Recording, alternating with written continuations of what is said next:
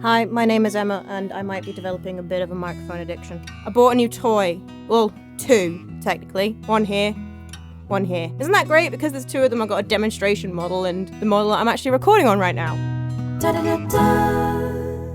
Hi guys, and welcome back to my channel, and if you're new here, then welcome to the chaos. I do all things music related on here, from audio engineering style content to production and songwriting challenges to just talking about music and musician life. Today is audio engineering content because I recently made another purchase, but in my defense, this was a big purchase that I actually kind of planned a little while back, then wasn't able to make because I couldn't find this specific microphone in a pair, so I've just been keeping an eye out ever since then, and one popped up on Reverb the other week. I don't remember if I actually mentioned this on this channel at all, but a while back I decided that I wanted to get myself a pair of pencil condensers, aka small diaphragm condensers that look like this. These get called pencil condensers. Much cuter than just small diaphragm. And I actually tried out some pencil condensers that a friend lent me that were on the cheaper end of things you can get, because obviously all microphones you got a sliding scale of cheap to stupidly expensive. These would be classed in the, they're not stupidly expensive, like they're not, I didn't spend £1,000 on these, I spent 500 odd on the pair of these, so they would be considered expensive-ish mics, but not as expensive as, you know, if you want to get one of those fancy Neumanns. And those were a pair of Rhodes, the ones that my friend lent me. I can't remember which specific model it was now. I think I did a video on it. I can't remember if I did a video using them in that video or not, or if I just tried them out. But I think I did a video specifically trying them out. I can't remember now. I should probably do a follow-up video now that I've got these. So I haven't even gotten to the point here that this video is about the AKG C451b. Da-da-da-da. No, focus on the microphone, please. Da-da-da-da. And as you can probably tell from the fact that the 5 is almost completely rubbed off on this one, these are used microphones. You can't actually buy these new at the moment anywhere that I could find. As I said, I found this listing on Reverb. And they're not even that easy to find used, because as my friend pointed out when I was talking to him about how I'd finally managed to get hold of them, they are a piece of kit that once somebody has them, a lot of people don't feel the need to part with them unless they're gonna like stop recording or something, you know? If you're still actively recording and using microphones on the regular, you probably wouldn't be looking to sell these. But I got lucky and found a pair, and not for too expensive as well. 525 quid is a good deal for a pair of these microphones. So let's have a look at the microphones themselves. So they each came in their own individual case. That does say AKG on it. You can't really see that it says that. Da-da-da-da. Just a basic little microphone case, not like a proper flight case or anything. And they came with their clips. That's what was in the box. Well, that and the little mic covers. And it actually is doing a decent job of shielding against all of the plosives and stuff, because I just did a couple of recordings now, including a vocal recording, and it was doing a decent job of dealing with that. But the microphone itself is a cardioid microphone, and then as you can see, it's got some little flick switches on it. And the top one is a pad, so you can, it's currently set to -10 dB, and you can set it to -20 as well, or you can just switch it off and not have it on at all. I do love a microphone with a pad. Those are very handy, and actually this meant that I could then have the gain up decently on my interface for recording my vocal, because I can get quite loud with my vocal. The second switch is a high pass filter. That's the word I'm looking for. Completely went out of my brain just then. You've got it basically just off, so a completely flat EQ. You've got, I think that says 75 hertz. Can I see it better on the other one? Yes, the other one is not as rubbed off, so that one says 75 hertz. And then you've got a 150 hertz option. It's currently set to the 75 hertz option. I don't see much point setting it differently in this video to test, unless I was going to do that on the guitar, and I couldn't really be bothered doing that on the guitar right now. I would probably, usually with microphones like this where I do have that kind of option, I usually have it set on the option that isn't like as high as 150. A lot of the time I'll set it to like the 75, because most of the things that I'm likely to be recording with microphones like this, generally I'm going to want that rolled off anyway. I'd be doing it later on in post, so it makes sense to just do it on the microphone. I don't see much point testing the difference in that with my vocal, because you're not really going to notice the overall difference, I think, massively in this kind of setting with this kind of recording with, you know, just doing a voiceover type thing. We're not going to notice that massively, the difference there. That is the microphone. Like I said, I was looking for these for quite a while, because when I first decided that I was going to get myself a pair of pencil condensers, I watched a bunch of YouTube videos,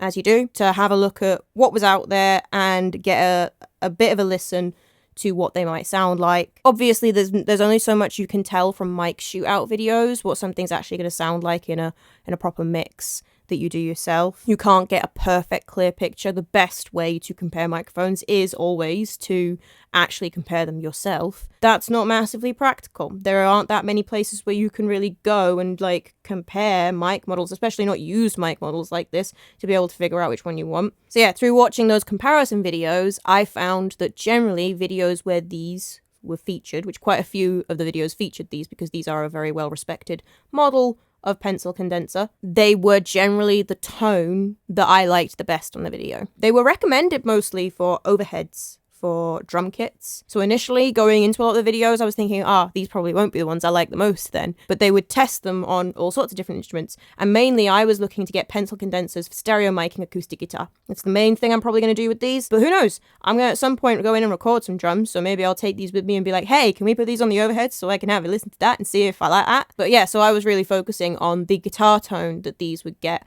And overall, every video I watched, I liked acoustic guitar recorded through these mics more than any of the other pencil condensers they were comparing them to, even those fancy, expensive Neumanns that they used in some of the videos. So I was pretty set on the fact that I was probably going to want these. So this is what the microphone overall sounds like when we use it in this kind of setting. A relatively well-treated space, but as I've mentioned before in other videos, I do have a little bit of a corner over here where there's some dodgy frequencies, do some bouncing out there.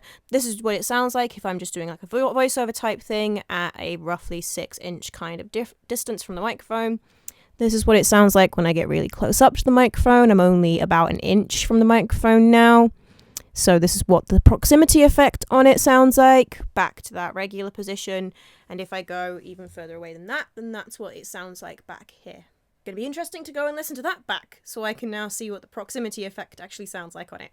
Okay, yeah, we got a pretty pronounced proximity effect there, I would say. It does get much fuller tone and much bassier moving in closer. Be able to take advantage of that on guitar. But overall, even when I'm sat back here, I think this has quite a nice full tone, even for like a voiceover mic. It's lovely and clean and clear and crisp, but it's not harsh. Because a lot of the time when microphones are trying to be quite clear and crisp, you can end up with them being quite harsh, but this doesn't sound very harsh to me. So obviously I have tested these mics on a couple of things in this room. I have done a stereo mic'd up acoustic guitar, but I've also done just miking up the acoustic guitar with just one of these, positioned between the 12th and 14th frets, roughly 6 to 8 inches away from the strings. I didn't use a tape measure, so I don't know exactly how far away I had it. And then I have done a vocal recording, and I have done a little bit of a shaker recording. So here is a little listen for you guys to those various recordings.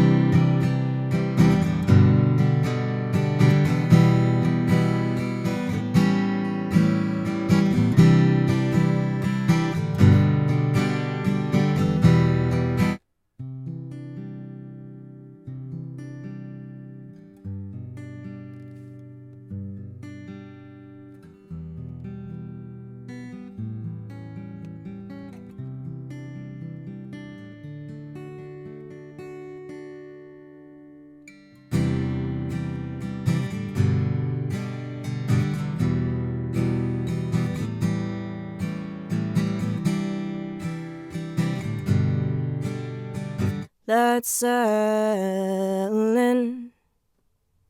Where should I begin? We lost some battle, but maybe we'll win the war. Something that we thought was worth fighting for, but now you're not sure.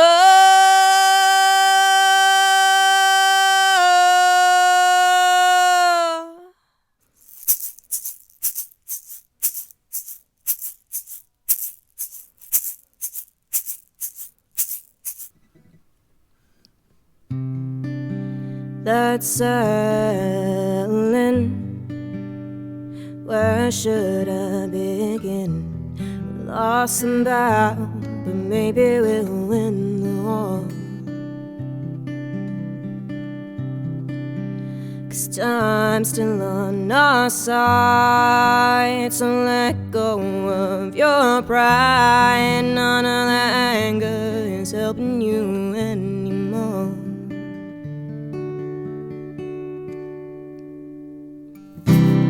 Different time, a different part. I promise me a broken heart. Something big, something new, something that seemed important to you.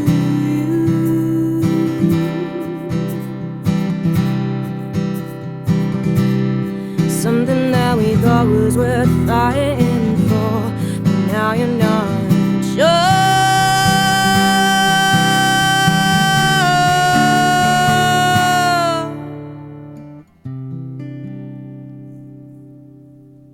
So that's what it sounds like on those various instruments and such. Even before touching it with anything, I am amazed by how many things I already liked this on. Like, I was expecting to like it on guitar, because obviously that was the main thing that made me pick it, was through these comparison videos I was watching, thinking that I liked the tone that they were getting out of the acoustic guitar with it. Both the stereo mic'd version and the just one micing version, I think that it sounds gorgeous and full, but with this lovely clarity to it. It'll be fun to be able to play with different mic setups now using these, and possibly using some of the other large diaphragm condensers I've had that I've explored in videos in the past. I'll pop little cards up to go and check out those now if you want to go and check out other microphones that I have looked at before that I have in my collection. Anywho, I'm getting distracted there. But I was really surprised to find that I actually like how my vocal sounds through this. I can sound quite harsh through mics that people have said are like great vocal mics in the past. And I wasn't finding that this gave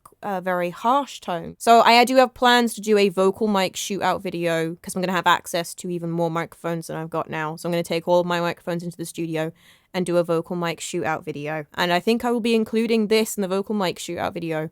And it'll be quite funny if I wind up deciding that actually this is my go-to vocal mic, because small diaphragm condenser mics are not generally the choice for a vocal mic. But this is a really nice mic. But obviously we'll have to do a direct comparison to see which one is my go-to vocal mic. But if I only had access to this, I'd be fine still, I think. I'd love to hear you guys' thoughts on the recordings I've done with this and how you feel about this mic and how it's sounding in this video. Overall, I'd say I'm very happy with my purchase, and I am looking forward to actually properly doing some shootout comparisons between these and other microphones I own on different instruments. But I'm pretty sure I'm going to be just throwing these on for most of my acoustic guitar recordings from going forward. I do like my 4400s on pretty much everything, and I do like them on guitar, but I think that overall from this initial little listen I've had, I'm probably going to like these better on my guitars, but I should do a proper comparison to be sure. But this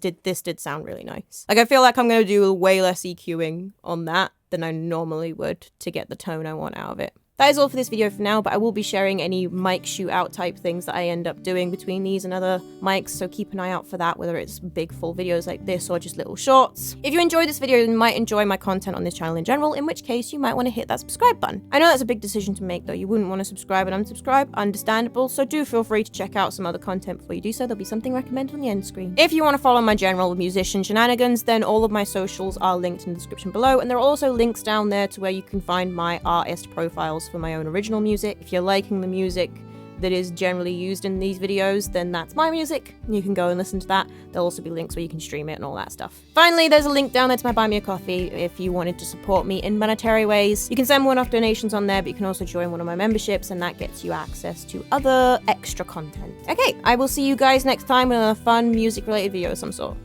Bye!